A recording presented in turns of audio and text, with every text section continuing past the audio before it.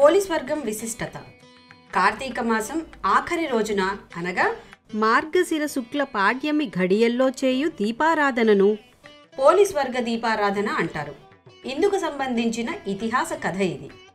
వారణాసి ప్రాంతంలో విశాల అనే నగరంలో రజకమ్మ అనబడే చాకలి స్త్రీ ఉండేది.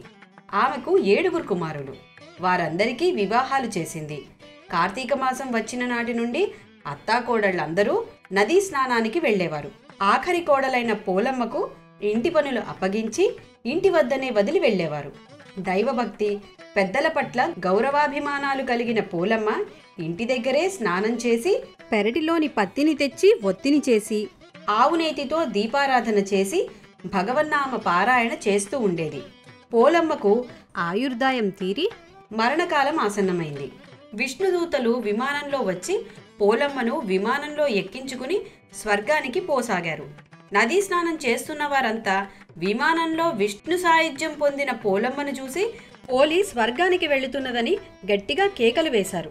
ఆ కేకలు విన్న అత్తాకోడళ్ళు తమ అజ్ఞానానికి విచారించారు.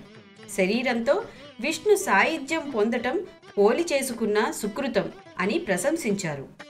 నాటి నుండి కార్తీక బహుళ అమావాస్య పోలి స్వర్గానికి వెళ్లిన రోజుగా ప్రశస్తమైంది.